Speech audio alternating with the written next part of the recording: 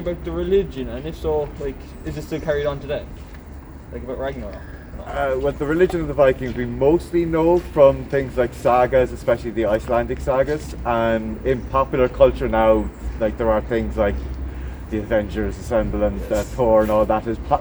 Even though they are Hollywood films, there are elements in all the figures like Loki and Thor. They are actually historical mythological figures in Norse mythology. What we know of Norse mythology is often based in like Roman mythology. So you would say that Zeus, the Greek god, would be like the gods would in European countries would have the same gods, it just have different names. So we know a fair bit about the Greek gods, like Thor, the god of thunder. Even in modern parlance, like the names of the week, Wednesday is named after Woden, Wotan. Wednesday, Woden's day. Thursday is Thor's day, and god of thunder. Friday is Freya's day, and Freya would be the goddess of fertility and goddess of love, similar to like Artemis or Diana. After a few decades, I think the Vikings and the native Irish kind of realised that they had to work together, and that the native Irish knew that the Vikings were able to get gold, silver, silks, all these things which the natives have never seen before, and they were able to earn money and create their own wealth from trading with the Vikings. It is known there was a battle when the Irish took over the city from the Vikings the final time. It was in a place called Singland, which is where Sir Patrick's Well is in Garryowen. And we know that when the Irish eventually finally defeated the Vikings, that they sold all the women to slavery and they killed all the men. And they stole all the gold and all the jewels from the city and then burnt the city. What made you interested in the Irish? Well, about 20 years ago I met an elderly gentleman and he told me about an event of his childhood called the Battle of the Tail Race. And it was after he told me about that I got interested in it. Do you think more people our age should be taught about Limerick and, say, the Irish fishermen? Yes, definitely, because it is your history as well. And in 50 years' time, when I'm long gone, it'll be people like you who are telling the story to the next generation. What are the main fish that the Abbey River people caught? So the fishermen, they mostly caught salmon, but they also caught eel and various other fish that were in the river. About 90% of the fish that they caught, though, were packed in ice and sent over to the London markets. So Sharon, why did the fish go to London? The fishermen caught far more fish than what they needed for the local market. But also the eels went over to London because jellied eels were a popular treat over in London, but not so popular here. So Sharon, early on and during one of the first questions, you mentioned the Battle of the Tail Race. Could you explain more about that? Yeah, the Battle of the Tail Race came about after the construction of Ardnacrusha. And the Ardnacrusha scheme was a power plant that had a huge dam that changed the flow of water down the Shannon. And this meant that the fish could no longer go up the Shannon the way they used to. So the Abbey fishermen, they had depleted their fishing supplies and they decided to break in to the new waterway that was created by the Ardnacrusha scheme. And there they had a battle. Oh, so how many people died during the battle? Nobody died, but they had all their boats were confiscated. They were all taken to court, and it was over the course of 3 days that they were wrestling in the water against the water bailiffs and the police. And what was the outcome of that? Sadly, it didn't bode well for the fishermen. They still lost their rights to the fishing, and Ardnacrusha continued the way it was. Every one of us has had a boat all our lives, whether it be just a canoe or a cart or a gondola. We've always had something, you know. Myself and Damien grew up on that river. And years ago when we were young fellas, when we were children, like, we used to go out into the middle of it. We'd have a crappy pair of shoes on us and off we'd go out, just whatever we could pick up. We wouldn't have a fishing rod, we wouldn't have anything. We used to get a pole or anything. We'd go looking for lampreys, they're called. And what they actually do is they've got suctions on them. They actually suck to you if you catch one. He'll wrap around you and suck onto you. And of course that frightens the shit out of you. Trying to get it off, like, you know what I mean? So we'd all be walking up the water like warriors, all going up the wall. And he would say, Lampard! And throw it, and then everyone would just disperse into a group, just legging in all directions. One of our favourite things to do was every year the Shannon would flood, and my aunt was living in Maybog. Now these days there's flood relief up there and there's blockage, and you know they've stopped the River Shannon flooding. But we would build rafts and we would literally go Huck Finn style, and we would go and float on the Shannon. We would steal local barrels, would you believe, from Richmond Rugby Club. So there's all different regattas. We had one, and it was a race around the parish. First you start paddling, then you start rowing, and then you start poling up the Corrigal Falls. Cascade was made between 1952 and 1954 in the St. Clement's Hospital. It was made by my aunt Kathleen O'Farrell.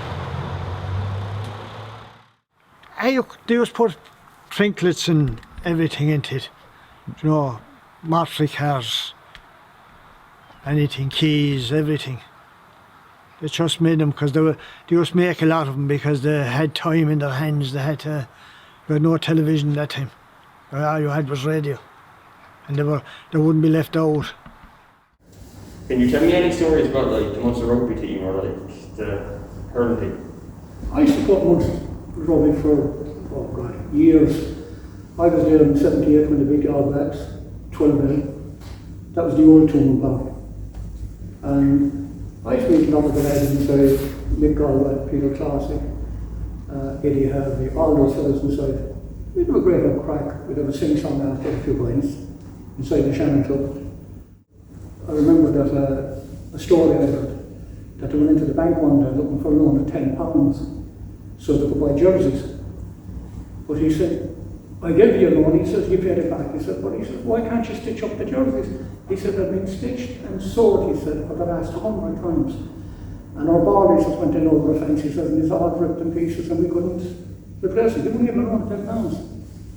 And when the stand was built, if you wanted to show it afterwards, whichever team was playing that, they had to bring a bag of coal. So they could put it in the boiler to heat hot water for the shower. There was no machinery like today now. We had to walk the hand with horses in our hands.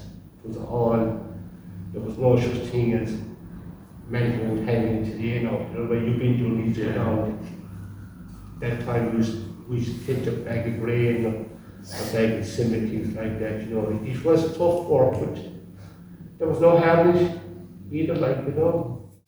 I worked in the clothing factory for over 20 years. The one in Edward Street. Right. It used to be called T8 Factory. Peter T8, and it was Scott. And what clothing did they make? Well, before my time, they made not uniforms for all the different countries, you know. Peter T8, he worked in Canucks up here, just selling in the shop. And he took over, it was an old English barracks, soldiers' barracks in Edward Street.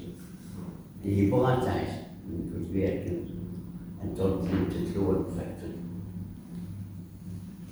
And there was about 500 workers there at one stage. And did you say that he actually ended up as well? Oh, he was well to do.